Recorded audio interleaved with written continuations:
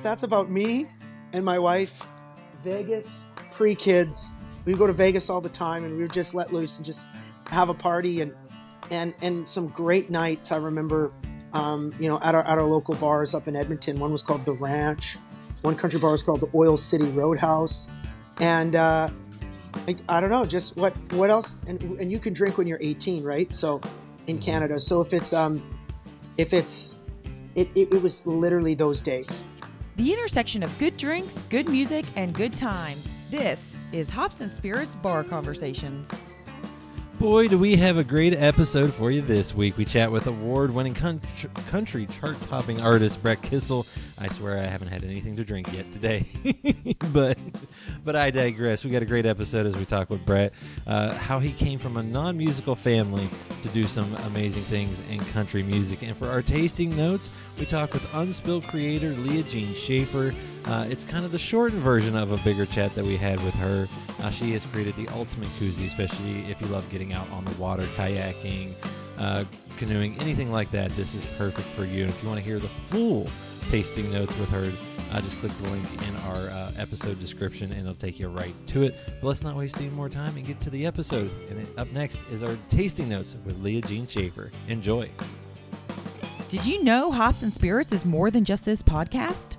Check out hopspirits.com for our latest episode release, past episodes, interviews with interesting folks in the alcohol industry, and so much more.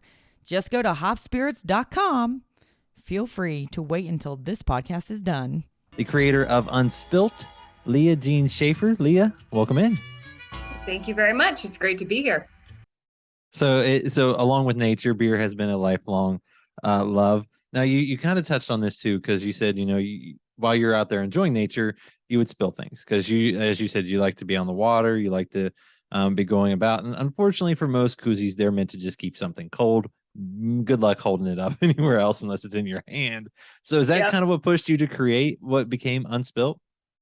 Yeah, it is. There was definitely an unfulfilled need out there. So I'm a stand-up paddleboarder, had started going on some overnight trips, doing a lot of rivers, and was getting really tired of not being able to have a drink and keep it safe and secure, but also cold or hot, so basically super insulated. I was also getting tired of seeing lots of junk in the river, all these beer cans and stuff that I know some people threw them out there on purpose, but I like to give the benefit of the doubt and think a lot of that happened accidentally. So my husband and I would pull into an eddy in the raft and the paddleboard and pull cans out of the water. And it's like, you know what? There's got to be a better way. Yes.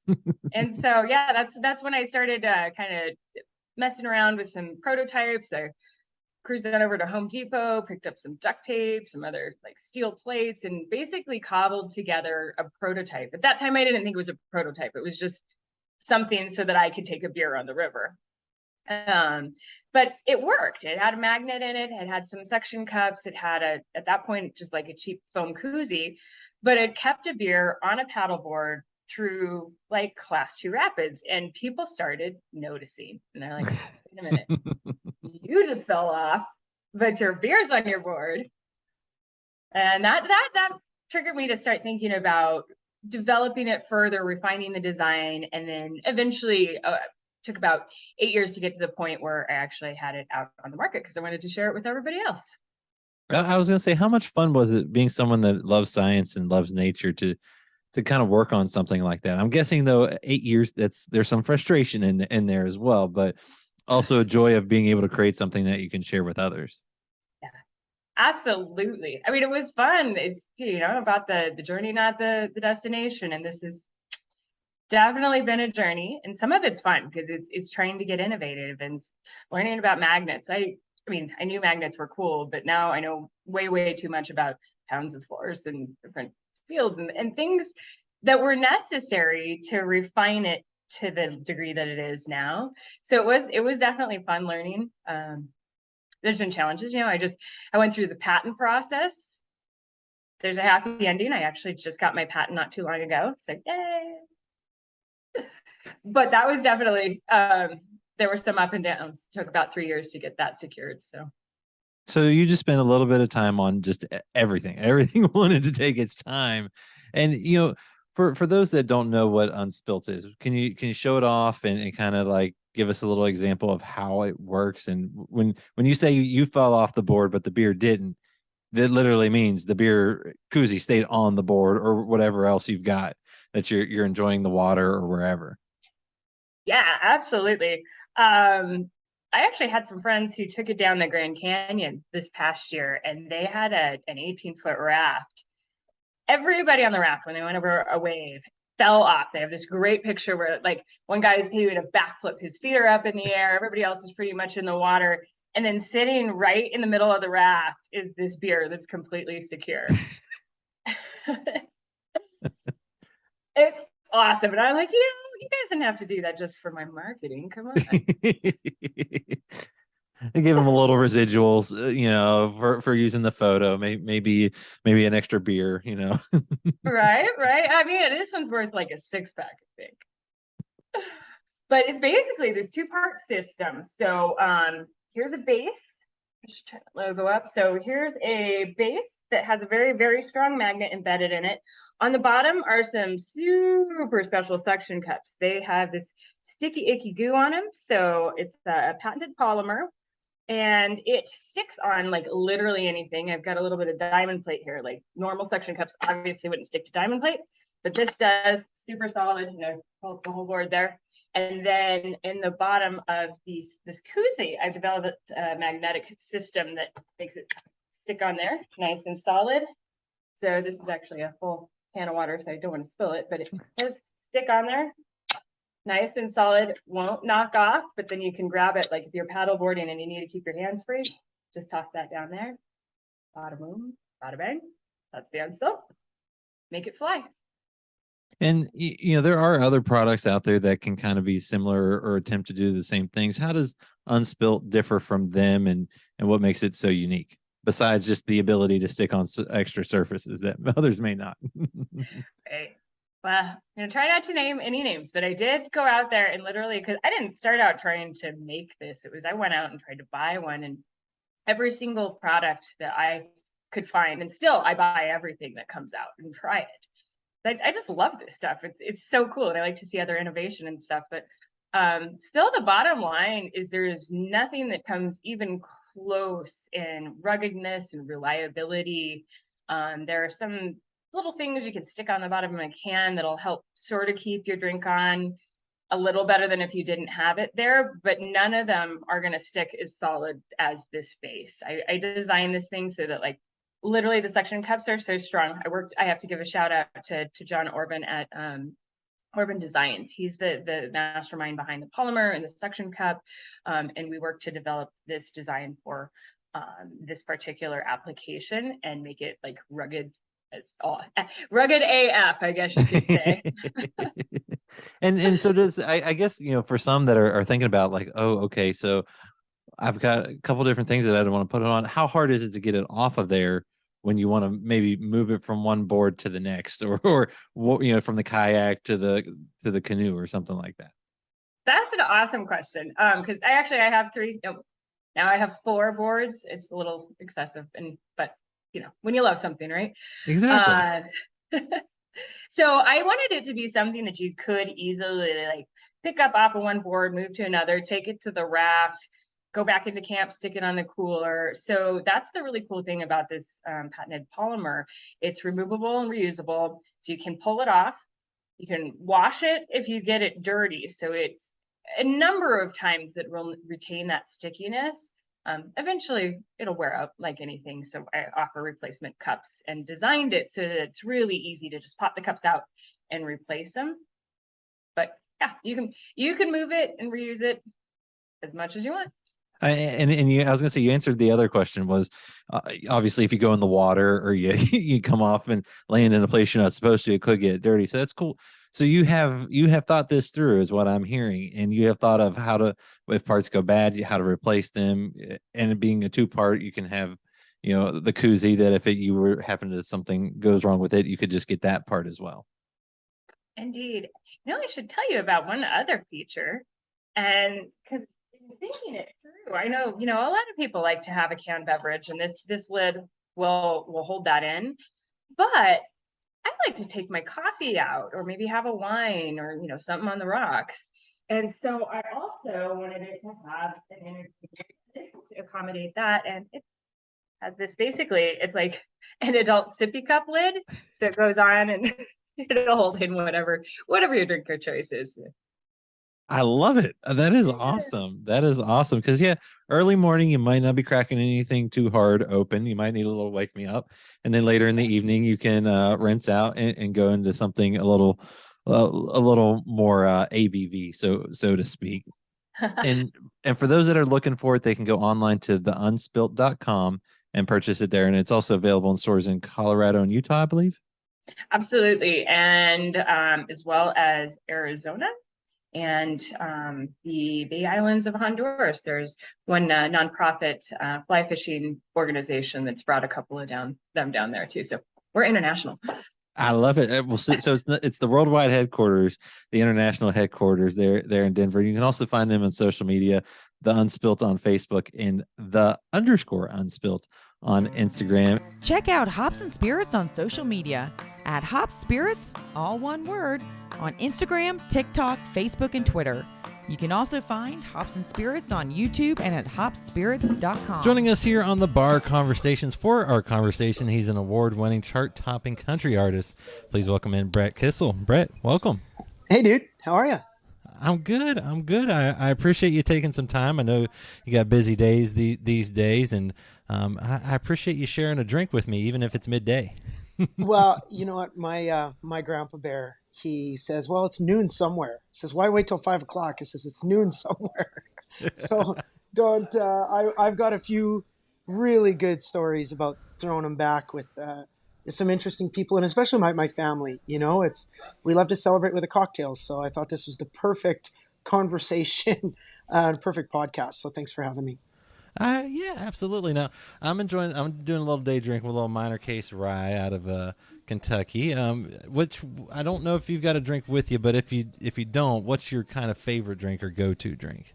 I'm pretty good at drinking, so I like everything. I mean, my go-to is a Canadian whiskey for sure. Love Canadian whiskey, but I own a vodka company called Deuce Vodka. So it's up in Canada, it's up in Alberta, Manitoba, and Saskatchewan. We won the Alberta Vodka of the Year, so I'm really proud of that. It's just a super, super smooth vodka, and being that I've got Eastern European roots and all of my family is Ukrainian, we know a thing or two about a good vodka. And everyone says, yeah, the Russians make it the best, but I disagree. I think we've got the best vodka. I was gonna say, what made you decide to get into the vodka and launch something? I mean, yes, you got roots, but that's a whole different ball game getting into the business. Yeah, I think it's just the entrepreneurial spirit that I have to get into the spirit business. Pardon the pun. The reality is that I do love the business. I love the business of alcohol, and I love everything to do with hospitality, food, and beverage. I've always loved it, even though obviously my true passion is country music. So how can you tie them both together? But when I saw Blake Shelton has Smithworks vodka, and Ryan Reynolds has Aviation Gin, and Dwayne "The Rock" Johnson's got Terramana tequila, I'm thinking, well, yeah, I'm not as big a star as those guys by any sense, but why not me? So when a guy approached me on Instagram, he owned Deuce Vodka. His name is Matt Doucette. And he's actually become one of my best friends. He approached me on Instagram and said, I'd like to sponsor you. And I judged a book by its cover, and I actually said no. I said, I kind of like, I don't know if you can afford me, because it was a very economy based vodka. But then I was foolish and naive. Economy vodka is so important, and it's important to do it good. And so we were just able to really rebrand it. And now, we're one of the top selling vodkas in Western Canada. So I'm really, really proud of that, and had a really good conversation about vodka with Scott Borchetta, who owns Big Machine Vodka too. So the spirits business, people want to talk more about booze sometimes than they do about country music. So go figure. Well, I mean, I feel like they go hand in hand though when you really think about it. I was talking recently with Alan Jackson's folks, his daughter, and he just launched his own whiskey. So I mean, it seems like it's commonplace these days to have a It little is. drink. Yeah, very much so. Brad Paisley, I know that he's doing some work on launching a bourbon if he hasn't already, and Luke Bryan's got a beer, and there's a tequila coming out with Thomas Rhett. So it's really, really cool how artists are getting into the spirit world, because we understand that it's a really special business and there's a lot of money to be made. So why let Smirnoff or Diageo or Bacardi make all the money when we can make some too? Hmm. And any expansion plans east and maybe a little south down to the States?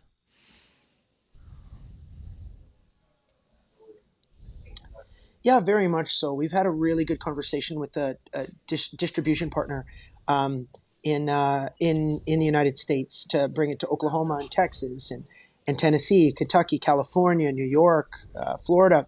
So we're well on our way, and very unique trademarks for some brand names of alcohol that we want to start launching, especially in the flavored space. So because of that, I think these distributors are really, really excited. So that'll be a big game changer if you can get into a lot of the chains and the Bevmos and the Walmarts and stuff like that. If you can get in there, and Costco and all the big chains as well, then I mean, oh my God, I mean, I'll be able to play country music for fun. I won't even have to be worried about getting paid to sing, you know? Well, but you do enjoy singing, and I'll get to that here too in a second. But for those that don't know, he's from Canada, lives up there. I'm guessing Could you you're a tell by hockey my fan. accent, Jonathan? The high Just a little inflections bit. and the A's and the enunciation? Just a little bit, and I've got a few Canadian friends that ended up coming down to the States to play golf in college with me, so I've got a few interesting stories there. And but I'm guessing you're a hockey fan and got to be loving this time of year. Absolutely. The minute that hockey came back, it gets me so fired up. A huge fan of the Edmonton Oilers, but I got a lot of respect for the Nashville Predators and what they've done as an organization, and how great of a hockey town Nashville has become. I remember, being able to get a ticket for $20 to watch the Preds, which got you a beer and a hot dog, for 20 or $25. Whereas now, I mean, yeah, ticket is $200 to watch the Nashville Predators because it's such a vibrant city that loves hockey. But I'm really, really good friends with some players that play on the Oilers, and so it's amazing to watch your friends succeed. And I think we're going to go really deep this year. So with hockey back, I'm in a great mood. Well, I remember because I'm living in Kentucky now, but I grew up just outside of Pittsburgh, and when the Penguins and the Predators were in the Stanley Cup, I was like, I can get down there, I can watch a game, and I saw the tickets, and I went, nope, can't pull that one off. As much as fun as it'd be to watch the Stanley Cup, I couldn't pull that off. Well, I had the great fortune of watching that series, every game that was in Nashville. Nashville ended up losing in Game 6 to Pittsburgh, but was there to watch Sidney Crosby hoist the cup again for the second year in a row, because they beat San Jose in 16 and then Nashville in 17. It was an unprecedented run for the Predators that just had the entire city the city was on a tear, and it was the most amazing thing to see, where you didn't know who was going to sing the anthem. And Keith Urban was one night, Trisha Yearwood was one night, Garth was one night, Carrie Underwood was one. Like, it was, Nashville came alive, that I think the rest of the world saw what an amazing city it truly is. And with you being in Kentucky, obviously coming to Nashville, I'm sure so many times you know exactly what I'm saying. And it's there's a culture here that's unreal. But I'll also say I've been to Pittsburgh, and Pittsburgh is the single most underrated city in all of America. I think I love Pittsburgh more than I could have ever imagined. It's an amazing city. My wife was that way. She was like, and then we came through the mountain, and she was like, oh, I get it. I get it. Yeah. Now. It's not what you think. And that's a cool entryway there. But for you in hockey, did you ever play hockey growing up? I'm assuming you did, but did it go very far? How did that go, or was music where it was at? Yeah, music was where it was at from an early age. But like every Canadian, I don't think you can have a Canadian passport and not have strapped on the skates and gone out and played hockey for a couple of years. So I did play hockey for a few years, but I was so passionate about music. And the minute I told my parents how much I loved music, my mom especially, I think, was all couldn't have been more happy to, instead of waking up at 6 a.m. to take me to a hockey practice in a cold arena, it was the opposite. She was excited to wake up early in the morning to, drive me down the road to a rodeo where I was going to play country music, or, to a singing competition, or to a theater where, I'd open for somebody. It was just really special. So I had great support from the early days. My dad played high level hockey. He was a goalie. My brother's a great athlete, but music was the only thing I ever wanted. Well, and it's working out pretty well for you. And I know what also is pretty big for you too is family, and just how important are they? Because obviously from a young age they supported you on the music side, and now you've got your own family that's growing and supporting you. Well, family is everything. We're nobody gets out of life alive, so how do you want to spend the time that you have? And there's a lot of great experiences that music affords me, but my best days ever are, with my wife or with my children. So we feel so blessed to have 4 kids.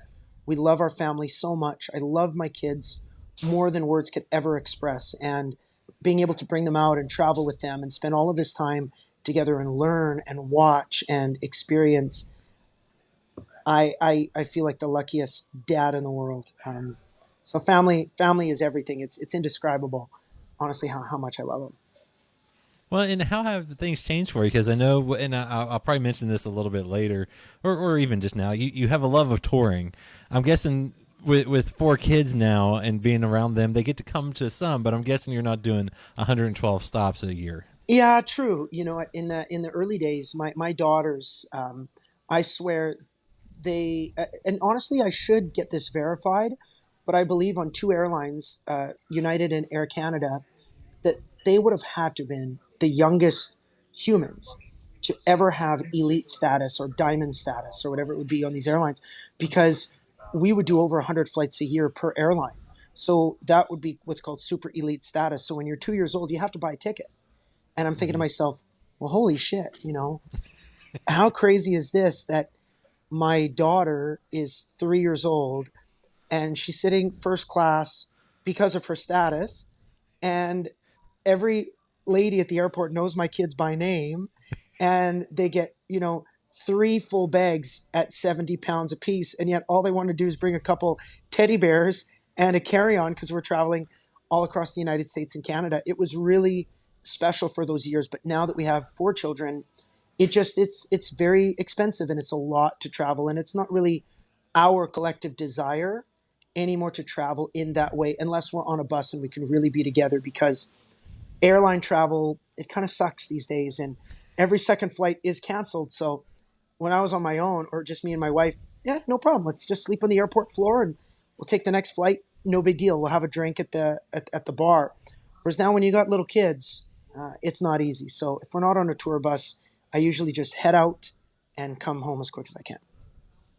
I was going to say, I had our daughter has flown a lot more than some of our friends, not nearly elite status, but she's flown across the country and things like that, and a layover with at that time a 2-year-old was very interesting of a couple hours. Oh yeah, that's why whenever I see today, if I'm ever on a flight and I see or experience a mom or a dad or anybody with a kid who's upset, no one wants to be on a plane anyway, especially not a toddler. So I always make sure that we cut slack to those parents with a baby who might be crying or their ears are popping and stuff like that. And I've been known to, especially when a mom's got a baby in her arms and she's trying to, unpack the stroller and try to put the diaper bag on her back and trying to take apart the stroller so that she can leave it at the jetway.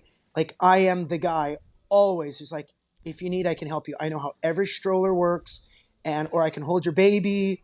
Like, I've done that, and there are a lot of parents who are like, who the hell is this weirdo said I'll hold your baby? But then there's some parents who are like, oh my God, thank you so much. And before you know it, half the flight I'm hanging out with a 2-year-old. So this random mom can have a nap. Hey, there is something to be said for that. I think we were flying from Chicago to Portland for a wedding, and I had taken a nap because my wife we weren't sitting right next to each other, and my wife had our daughter, and I said, "How'd it go?" She goes, "Great." A guy like 6 rows back was playing peekaboo for an hour and a half with her daughter, and it was the best flight ever. Yeah, it is. It is pretty great. There's some airlines that are just so good for kids, and I flew to Newfoundland, which is on the very, very east coast of Canada, and we played an amazing show there this summer, and that was the only province that my daughters have never been to. They've been to every territory in every province but Newfoundland. So when we flew them out to Newfoundland, we just had the best time. What a great experience. And they were long flights, but the flight attendants treated me really well with a couple extra cocktails that landed on my tray, and treated the girls well with just extra snacks and visiting. And it was a very memorable summer and a memorable holiday with just me and my 2 daughters. It was just the 3 of us that went. Those are memories that you will never forget. And Yeah. I feel like too with some of the things that even your most recent singles got to be kind of about that in terms of Watch It. Is that kind of just about those moments that you get to remember and hope they don't pass by too quickly? Well, the sad thing is that every single moment has passed by too quickly. You know, it already has. I wish so badly that I could go back to that trip that we took together. I wish so badly that I could go back in time and soak in this memory of, you know, our kids on the beach together when we took a vacation pre-COVID to Hawaii. I wish so badly I could soak in the moment where I played the Opry a few years ago, and my daughter Mila, who's now 6, she was a 2-year-old, and she walked me to the stage. You know, the song "Watch It" talks about those moments, and the chorus says, "They say take life one day at a time, and I'm trying, but it's flying." And every parent, I'm sure they told you the same thing, of an older generation or anyone who had kids before you. And now I'm saying it to parents who've got kids after me, that enjoy it, because you blink and you miss it. I know my daughter's about to turn 4, and I'm just like, wow, how I know. did that happen? And it's amazing. And you know, do they get to, obviously, you know, they've been around your life in country music. Do they have any favorite songs, or do they help pick out songs, or how involved are they with this fun thing? Well, my last album, I'm really proud of it because they were involved in a way where I record a lot of our conversations together. And so what I had done is I had recorded just them saying some really unique things and some very cute things. And I ended up putting that on the record just because the album was called "What Is Life?" And life is all about sharing these moments with your family. That's one of the answers to the question for me personally. So involving my 3 children at the time, we've had a 4th since then, has been amazing. And then the other thing that's really, really great is that I do play songs for them before obviously anybody else hears them. And I love when they can tell me the songs that they love. And some of them have become singles. So it's really, really cool to have those unique conversations, to just play a new song in the vehicle when you're driving somewhere, and just see what the kids think, see what my wife thinks, because their opinions matter to me a lot. Now, I read somewhere where you said you didn't really grow up in a musical family, and by that, no one before you was really musical. Yeah, not a one. How did you get into music then? I still don't know. I said my Mima got me a guitar when I was 6 at Christmas, and my mom and dad used reverse psychology on me because they put me in lessons for about 6 months, and I didn't like lessons so much. I wanted to learn Johnny Cash songs. I wanted to learn Sold at the Grundy County Auction. I wanted to learn George Strait, Amarillo by Morning, and my guitar teacher was trying to teach me theory and notes and shit like that. And I said, I'm going to quit. And my mom and dad said, well, don't quit, but if you don't take lessons, will you still play? I said, I promise I'll play every day. So that's what I did. That's what I did. I just learned chords just by ear. I learned songs literally by ear, and I never took another lesson a day in my life. Well, it seems to be working out just pretty good for you. Pretty good. I think so. I mean, and you talk about like using your kids for inspiration and family with Watch It and other songs. I mean, when you go about writing, where does that inspiration come from? Is it always an idea, or is it an experience? Well, you draw on the experiences for sure. when you're trying to find the lyrics and the meat on the bone. But I always start with a title, like 99% of the time. I'll start with a title and I will write towards that title. So, if it might be my first single called Started with a Song, okay, well, that's a unique title. What does it mean? Well, it means, if you hear that song, it can take a party from a 10 out of 10 to a 15 out of 10 real quick. If you are with a girl and the right song comes on and you lean in for a kiss, well, we all know what that feeling is like. So it all started with a song. So you then have your roadmap for how you want to create that song. But you want to draw on personal experiences. Sometimes I may have a personal experience that I really want to write about or talk about, but I have to find the right title. Because you have to land on that title, that hook. Because you can tell this great story, but if it doesn't complete, it seems very incomplete if you don't have a great title. So it's very important to me to have a hook and have that title. Now is She Drives Me Crazy about anyone, or are we pleading the fifth on that? That's I don't mind telling you. That's about me and my wife. Vegas, pre-kids. We go to Vegas all the time, and we would just let loose and just have a party and some great nights. I remember, at our local bars up in Edmonton. One was called The Ranch. One country bar was called the Oil City Roadhouse, and I don't know, just what else. And you can drink when you're 18, right? So in Canada. So it was literally those days. 18 when my wife and I were 18, 19, and 20. There was no stopping us at all. So those are the experiences. Easy. I like it. Now, how did your collaboration with 98 Degrees come about on Ain't the Same? My manager, Jim, really gets the credit on that one because even though I'd met 98 Degrees before and we did an event together in Toronto at an awards show, they actually introduced me on stage. So it's cool. Got to meet him, and you know how small talk goes. Like, hey, man, let's stay in touch. But it was my manager who stayed in touch with Jeff Timmons of 98 Degrees in a big way. They both love to work out. They both love fitness. They're both very passionate about the fitness lifestyle. So they've always, whenever my manager was in LA, he'd always see Jeff, or whenever he went to Vegas, he'd see Jeff, and they always connected over that. So when I wrote the song Ain't the Same with Karen Kozowski and Tim Nichols, I sent that to Jim. I said, what do you think? And he says, oh, this would be great for 98 Degrees. And I'm like, oh yeah, sure. Sure that they would ever consider a country song. So he sent it to Jeff. Jeff circulated it with the boys in the band. And I kid you not, within a couple of days, they went into the studio and they cut their vocals. It was the most extraordinary collab because there was no bullshit to it.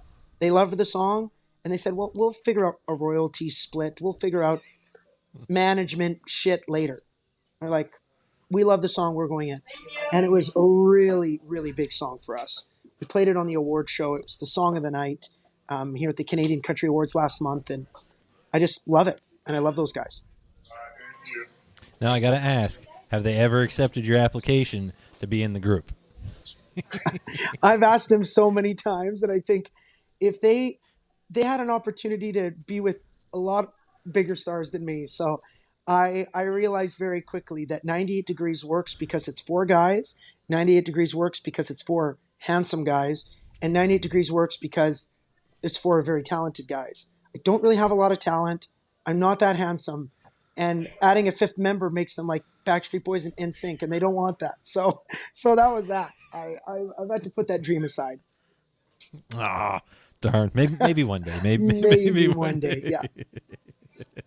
Now, you touched on this earlier about how, you love Johnny Cash, a lot of kind of those classic country songs. Were those your influences kind of all the way through and still to this day? Very, very much so. I mean, if I'm just cruising in my truck by myself, like I am listening to the classics. Of course, I love 90s country. I love 2000s. But 80s, 70s, 60s. Oh, my God. And the late 50s. Like, nothing against the early Hank Williams stuff or Kitty Wells. But if it was early 50s for me, that really was bluegrass and banjo and stuff like that. And I have great respect for it. But once production started to get unique and really start to build, in the late 50s and the 60s. Oh my God. Like I could lose myself in a great cocktail and vinyl Johnny Cash or Buck Owens or Glenn Campbell spinning. And that to me is heaven. There are moments that you can experience on earth, I'm convinced of it, that are heavenly. And that to me is one of those experiences. There really is something about those because I didn't grow up on those, but I ended up, lo and behold, working at a classic country radio station, and we played those hits, 70s, 80s, early 90s. Very early 90s, and then we dip back into the 60s and so forth. And it was so cool to hear those songs and really get into what to me is storytelling. And I think that is what is so cool because it takes you somewhere. Well, you listen to the Grand Tour by George Jones. What a story. You listen to El Paso by Marty Robbins. What a story. Listen to Johnny Cash, Don't Take Your Guns to Town, Son. What a story. And that's the best part, I'm convinced of it, of country music, is that still to this day in the year 2022, there are artists and songwriters that are still telling great stories, and no other genre can do it like country music can. And I was going to say, how do you find your lane on that storytelling and kind of take it to, this new age of country and kind of just with the different things that we've got going on these days? Well, a lot of it is you take it song by song for me. So there are some great story songs that will come out on a new record in the new year that I think are going to blow people away because it's a different side to me. I really took a deep dive into the things that can pull on your heartstrings, the things that can devastate you in life, in particular loss of family members, loss of identity. So because I'm a country artist, I feel like I'm able to do that. It's acceptable to do that. But then there are some songs that have no story at all that are true party.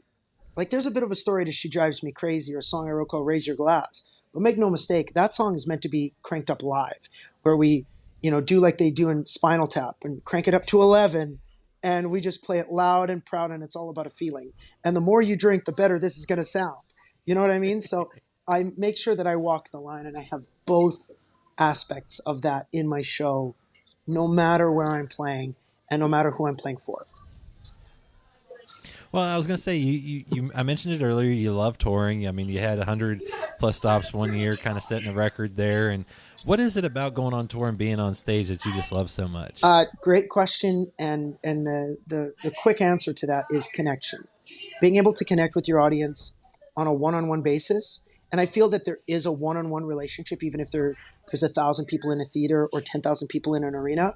Or even, I've been lucky enough a few times to play to 50,000 people. I got to open for Garth Brooks, and I watched how he connects with an audience of 50,000 people. And everybody can say that they had a moment with Garth where he sang to them, he looked at them, he connected with them. And tour life is all about genuinely connecting. So that's why it's my favorite thing to do. So the studio is great, songwriting is great, but it ain't nothing like touring. It ain't nothing like entertaining.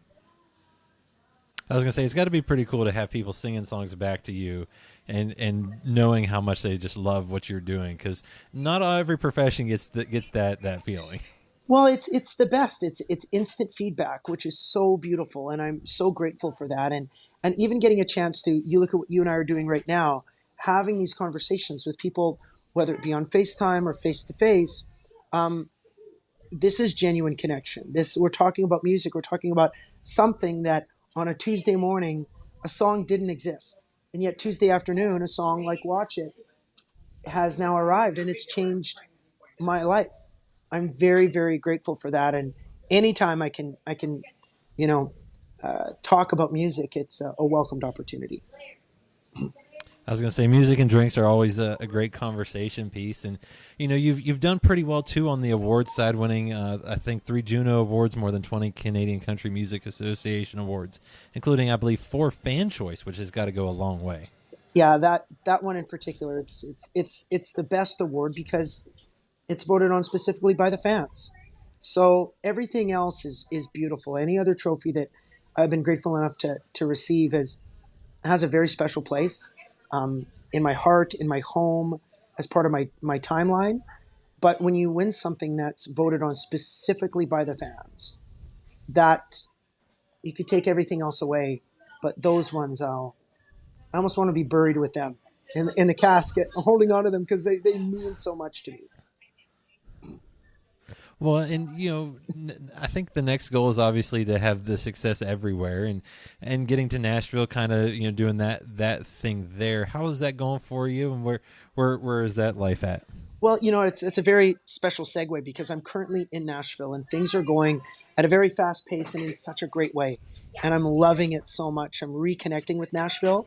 I've lived here for many years. I've lived here for 10 years. I've had a home here for 10 years, even though I would say in a lot of ways I'm based more in Canada because of touring and my life is up there. But I love being here and I love how busy it has become.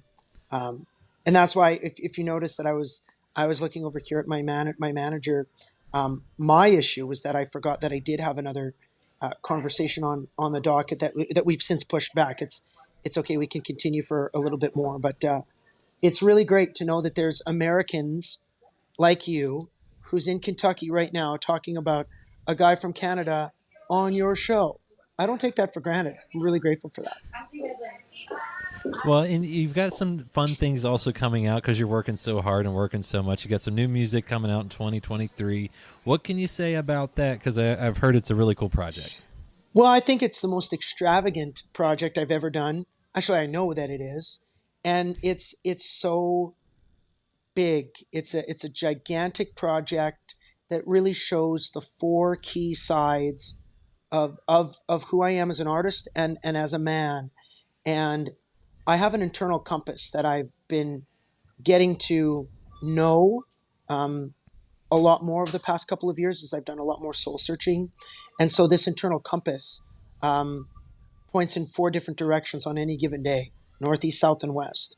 And so I've created essentially 4 albums that talk about those 4 needles on the compass. So that's really all that I can say about it. But it's, Morgan Wallen did a double album and Cody Johnson did a double album. And I said, well, why do a double album when you can do a quadruple album? So that's what I'm doing. You'll just not sleep at all, and you'll just be doing a whole lot of recording. Yeah, it'll be over 40 songs. So I think if anybody wants to take a deep dive into these 4 sides of me, and they're all vastly different. So I think that's what's going to make this very unique. Well, and obviously you've got that coming out in 2023, and we're rolling toward the end of 2022. What can folks expect kind of between all that, and what else you have up your sleeve? Well, I get to play the Opry this week, which is really special here in Nashville, and I'm always so honored to step inside that sacred circle and be amongst just this energy that is indescribable, that you can only find at the Grand Ole Opry. And so doing that, I have a European tour in November. Where we're not doing many shows, but they're very meaningful shows that we'll play in Italy and Spain, which again is a pinch me moment to think, okay, hold it. It wasn't that long ago. I was on the farm chasing cattle with my dad and my grandpa, singing songs at a local rodeo. And now I'm getting paid to travel to Rome or Venice or Barcelona to play my brand of country music to country music fans on the other side of the world. Like, I can only use 2 words to describe that, and it's holy shit. Like, is this, or ask a question, is this real life? And so there's a lot of gratitude and a lot of excitement to round off 2022. I love that, and I can't wait to hear the new music that keeps coming from you. And because you're Canadian, I got to finish this off with, what fun words do you have to say that we down here don't always say the same version of? Because a toboggan we might wear on our head, you do not do that. I know that. I couldn't believe when someone called a toque a toboggan, because a toboggan is a sled for us. Like, we go tobogganing. It's a verb where we go and we get on a toboggan and we go down a hill. So that was a wild one for me. I'm the kind of guy who says "a" on a regular basis. Like that was a great hockey game, eh? And like, so it was a good show, eh? Like, we're walking out of a lot of my wife went to watch Post Malone a couple days ago, and I said, it's a pretty good show, eh? Like I just say it all the time. And but I have adopted an American saying in my regular vocabulary amongst all my friends, and I say y'all all the time, and I love it because it is the most efficient word that there's ever been. Because as Canadians, we are very polite, we explain a lot, and we articulate what we want to say. So it's very common for me to say, hey, all of you over there, can you please come over here and spend some time with me? But in America, say, y'all come here. Hey, y'all, y'all come out. And I love saying that now in Canada. Like, I'll be on stage, I'll say, how y'all doing? And everybody cheers. It's instead of, how's everybody doing tonight? Tell me how you're feeling. Like, no, how y'all doing? That's all you need to say. So Nashville has rubbed off on me a little bit too. I love that, and I've ever since being around Canadians on the golf team, it is a toque to me as well. Yes, and I think that'll always be stuck with me. And Brett, this was a blast. You can find more at brettkissel.com. Find him on social media to see when all the new projects are going. And dude, this was a blast. It was really fun for me too, and thank you for just a great conversation and just some great questions. And I don't know if you've heard this term. You may cut this out of the interview or whatever, but or maybe we're live now. I don't know. But that being said, in Canada, we have a term for anytime you get a birdie on the golf course, you got to take a swig of birdie juice. Have you heard that before? I have not, which is surprising with who I played golf with from Canada. I mean, and if you played golf, especially in college, obviously you're a guy who gets a lot of birdies. So, and it could be Jaeger, it could be Fireball, it could be anything, but you have to have a drink after you've had a birdie. So you got to drink some birdie juice. And you're looking at the guy who has the worldwide trademark for that term. So that's what we're going to be launching in 2023 is we're calling it the unofficial drink of golf, and it's birdie juice. I love that, and that will stay in as long as you're good with that. Yeah, absolutely. And I love it. I love it, Brett. Thank you so much. Okay, have a good one, dude. Thanks for this. See you, Jonathan. Find more from Hops and Spirits at hopspirits.com. Thanks, everybody. Bye.